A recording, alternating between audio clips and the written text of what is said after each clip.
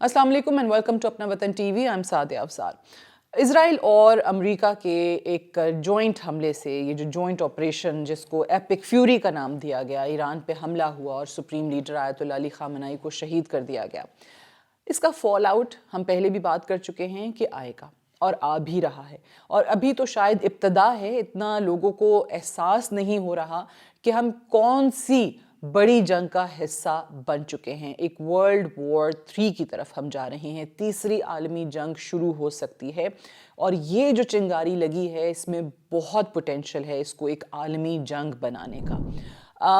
सबसे पहले अगर हम देखें अमेरिका की तरफ से एक जो कोशिश हो रही है, ख़ास तौर से इज़राइल की तरफ से कहना चाहिए तो ज़्यादा मुनासिब होगा, क्योंकि अमेरिका इस वक्त सिर्फ और सिर्फ इज़राइल के इशारों पे नाच रहा है।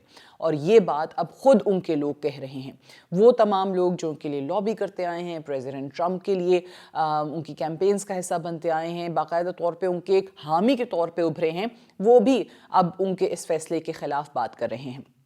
रिसेंटली एक और बयान हमने देखा टकर कार्लसन का, जो कि एक सहाफ़ी हैं और प्रेसिडेंट ट्रंप के हवाले से अक्सर बात किया करते थे। अब वो भी कह रहे हैं कि प्रेसिडेंट ट्रंप इस वक्त भरपूर अंदाज में नेतन्याहू को इंचार्ज बना चुके हैं और नेतन्याहू इंचार्ज नहीं होना चाहिए। वो कहते हैं कि जी इज़राइल इंचार्ज नहीं होना चाहिए, ये कंट्रोल अमेरिका के पास होना चाहिए।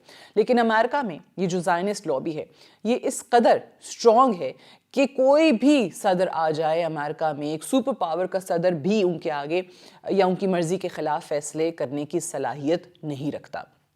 ये भी एक एतराज़ हो रहा है अमेरिका के ऊपर कि इस जंग में इज़राइल को प्रोटेक्ट करने के लिए, इज़राइल को खुश करने के लिए, इज़राइल की बात मान के आप अमरीकी शहरियों को मरवा रहे हैं।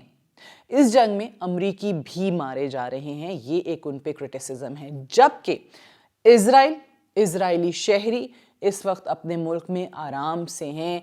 आप अक्सर वो सोशल मीडिया पे कुछ वीडियोस भी देखते होंगे जो इज़राइली शहरी शेल्टर्स में आपको नज़र आते हैं। They are enjoying their lives, they are happy कि जी एक जंग हो रही है, ईरान पे हमने हमला भी कर दिया, हमने उनके सुप्रीम लीडर को भी शहीद कर दिया और हमें कुछ करने की ज़रूरत ही नहीं है, क्योंकि अमेरिका हमारे लिए सब कुछ कर रहा है। हमें कुछ बोलने की भी ज़रूरत नहीं है, क्योंकि प्रेसिडेंट ट्रंप हमारे लिए सब कुछ बोल रहा है, हमारा दिफा हमसे बढ़ के कर रहा है। ये वो सूरत हाल है जिसका इस वक्त अमेरिका शिकार है। अब उनकी जो अपोजिशन है, आप देखें डेमोक्रेट्स की तरफ से भी बाकायदा इस पर काफ़ी बात की गई है कि इसको फौरी तौर पे बंद होना चाहिए और किसी और की जंग का हिस्सा नहीं बनना चाहिए, क्योंकि ये तो प्रेसिडेंट ट्रंप खुद कहा करते थे बैरूनी जंगों का हिस्सा नहीं बनेंगे, लेकिन अब वो बन रहे हैं। बड़ी आसानी से अपने तमाम स्टेटमेंट्स को कॉन्ट्राडिक्ट वो करते चले आ रहे हैं। फिर रिसेंटली जो US secretary of state Marco Rubio हैं, उन्होंने एक बयान दिया कि ईरान पे हमला क्यों किया। उन्होंने कहा कि हमें ये पता चल चुका था कि इज़राइल ईरान पे हमला करने जा रहा है, तो इज़राइल के इस हमले के नतीजे में ईरान का रद्द-ए-अमल ये हो सकता था कि वो अमेरिका पे हमला कर देता, लिहाजा हमने हमला कर दिया। एक तो ये आपको जस्टिफिकेशन मिली, एक लॉजिकल इलॉजिकल व्हाटएवर। दूसरी कॉन्ट्रडिक्शन आपको नज़र आती है प्रेसिडेंट ट्रंप, जो कि खुद अपने secretary of state Marco Rubio के इस बयान को कॉन्ट्रडिक्ट करते हैं। कैसे? वो कहते हैं कि जी मुझे फीलिंग ये आ चुकी थी कि ईरान अमेरिका पे हमला करने जा रहा है।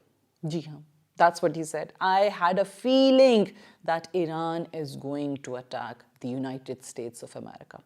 प्रेसिडेंट ट्रंप बड़ी पहुंची भी शख्सियत हैं, अगर इनको ऐसी फीलिंग्स आ जाती हैं। हालांकि ईरान तो मुज़ाकरात कर रहा था, ईरान तो ओमान में, फिर जिनीवा में मुज़ाकराती टेबल पे था, आपको बाकायदा तौर पे ये बता रहा था कि जी हमारी मुज़ाकरात में पेशरफ्त हुई है, आपको ये बता रहा था कि जी हम अपना एक ड्राफ्ट अमेरिका के हवाले कर चुके हैं।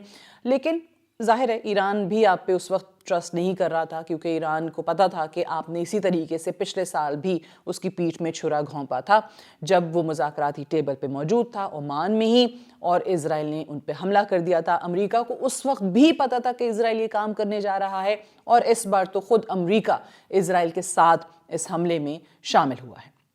जो भी आपको फजूल किस्म की जस्टिफिकेशंस अमेरिका से इस वक्त मिल रही हैं, कोई एक भी ऐसी नहीं है जिसको आप तस्लीम करने को तैयार हों, जिसको कोई एक समझ बूझ रखने वाला शख्स मान सके, उससे अग्री कर सके, वो पॉसिबल नहीं है।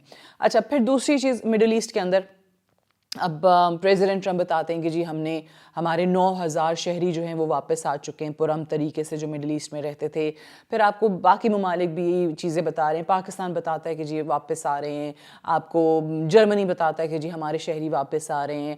آپ کو مختلف ممالک جو ہیں وہ اپنے اپنے شہریوں کو واپس بلانے کے لیے وہاں پہ ایفرٹس کرتے ہوئے دکھائی دے رہے ہیں.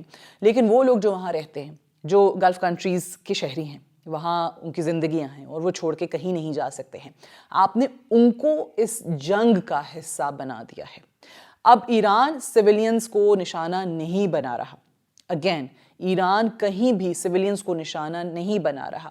ایران ان تمام ملٹری بیسز کو جو امریکہ کی ملٹری بیسز ہیں ان کو ریٹیلیشن میں نشانہ بنا رہا ہے. یہ وہ عمل ہے جس سے ایران پہلے ہی آگاہ کر چکا تھا کہ کہیں پر بھی پھر امریکی انٹرسٹ اگر ریجن میں ہے تو وہ اس کو ہٹ کرے گا. نمبر 2, ایران جب ان ملٹری بیسز کو ہٹ کرتا ہے ان ممالک کے اندر تو ظاہر ہے وہ ممالک اپنا ڈیفنس سسٹم استعمال کرتے ہیں اور وہ ان میسلز کو یا ڈرونز کو روکنے کی کوشش کرتے ہیں. تو جہاں پہ بھی وہ میسل یا ڈرون انٹرسیپٹ ہوتا ہے وہ وہاں پہ گرتا ہے.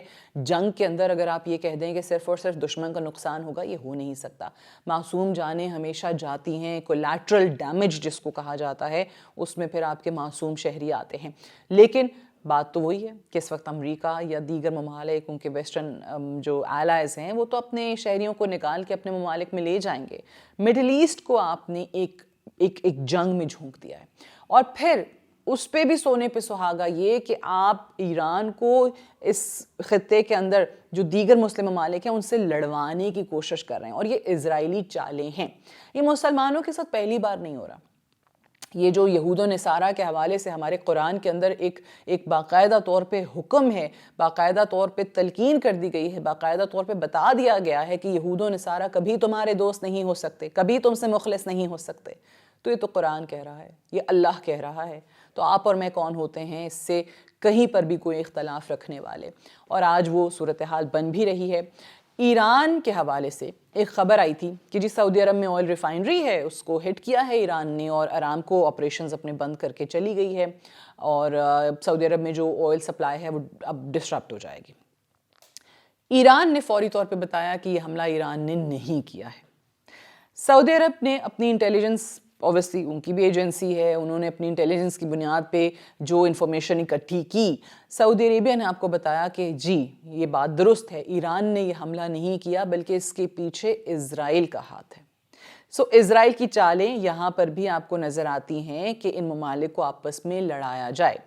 پھر ایک اور چیز بھی ہوئی کہ جس میں ایک سٹوری آئی ایک غیر ملکی جریدے کے اندر, اور سٹوری یہ بتاتی تھی کہ جی سعودی کراؤن پرنس محمد بن سلمان نے امریکہ کو پش کیا, کنونس کیا ایران پہ حملہ کرنے کے لیے. سعودی عربیہ کا آفیشل سٹیٹمنٹ آیا جس میں انہوں نے اس چیز کو ڈینائی کیا. انہوں نے ایک ریبٹل جاری کیا جس میں کہا کہ یہ غلط ہے, سعودی کراؤن پرنس سے جو بات منسوب کی گئی ہے وہ انہوں نے کبھی کی ہی نہیں تھی. اور انفیکٹ اگر آپ کو اور ہمیں یاد ہو تو اس وقت یہ خبر آئی تھی قطر اور سعودی عربیہ اور ایک دو اور ممالک جو ہیں وہ امریکہ کو باقاعدہ بتا چکے ہیں کہ ایران پہ حملہ نہ کرے کیونکہ اس سے پھر ناٹ کہ ان کا کوئی بہت زیادہ پیار محبت ایران کے لیے جاگ گئی, لیکن اس وجہ سے کہ گلوبل اکانومی متاثر کرے گی, جو آئل ڈسٹرپشن ہے نا وہ بہت زیادہ بڑھ جائے گی. اور جو اب نظر بھی آ رہی ہے 25 to 30% دنیا کا جو آئل اینڈ گیس ہے وہ اسٹریٹ آف ہارمز سے گزرتا ہے اور وہ اب ایران نے بند کر دی ہے. جس کے بعد پریزیڈنٹ ٹرمپ نے یہاں تک بھی اناؤنس کیا کہ جی نہیں یہ نہیں بند ہونی چاہیے, ایران نے ایسا کیا ہے تو کوئی بات نہیں ہے, وہاں پہ خطرہ ہے, لیکن میں یہ حکم جاری کرتا ہوں کہ ہماری نیوی بھی اگر ضرورت پڑی تو پھر ان آئل ٹینکرز کو وہ ایک سیکیورٹی فراہم کریں گے, ان کو اسکارٹ کریں گے اسٹریٹ آف ہارمز پہ, انشورنس جو ہے وہ ان کو دی جائے. اب ظاہر ہے اٹس ٹو رسکی, انشورنس جو ہے وہ ان کمپنیز نے بند کر دی ہے ان تمام شپس کی جو وہاں سے آئل لے کے گزرتے ہیں, جس کی وجہ سے شپس نہیں آ رہی ہیں. Plus that's not the only thing, اگر انشورنس ہو بھی تو جان بوجھ کے جانتے بوجھتے جناب کوئی بھی آپ کو کسی وقت بھی ایرانی مسل یا ڈرون ہٹ کر سکتا ہے, آپ کیسے اپنی جان جو ہے وہ اتنے بڑے رسک میں ڈالیں گے؟ تو لوگ تیار نہیں ہوتے ہیں اس کے لیے. ظاہر ہے پھر آئل کی جو سپلائی ہے وہ بھی متاثر ہوتی ہے. سو یہ وہ صورتحال ہے. اور امریکہ کے اندر بھی لوگ یہ کہہ رہے ہیں کہ پریزیڈنٹ ٹرمپ نے تو کہہ دیا کہ جی آرام سے ہماری نیوی اسکارٹ فراہم کر دے گی, لیکن یہ جنگ مزید بڑھا سکتی ہے اگر ان کے کسی شپ کے اوپر, یو ایس کے شپ کے اوپر یا جن کو وہ پروٹیکشن دے رہے ہیں ایرانی مثل آ کے لگ جاتا ہے تو یہ جنگ کم تو نہیں ہوگی, یہ مزید آپ کو ایک فل اسکیل پہ جاتی ہوئی دکھائی دے گی. پلس ان کے اپنے لوگ یہ کہہ رہے ہیں کہ ہمارے پاس امیڈیٹ اسکورٹس اویلیبل ہی نہیں ہیں جو ان شپس کو, ان آئل ٹینکرز کو کہیں بھی کوئی پروٹیکشن یا سیکیورٹی فراہم کر سکیں. یہ جو صورتحال ہے مڈل ایسٹ کی, یہ انتہائی خطرناک ہے. پوری دنیا جو ہے وہ آہستہ آہستہ اس جنگ کا حصہ بن سکتی ہے. مڈل ایسٹ کا یہ جو کانفلکٹ ہے یہ صرف اور صرف مڈل ایسٹ تک, مشرق وسطیٰ تک محدود نہیں رہے گا, اور اس بار تیسری عالمی جنگ شروع کرنے کے ذمہ دار صرف اور صرف 2 ممالک ہیں, ایک امریکہ اور ایک اسرائیل.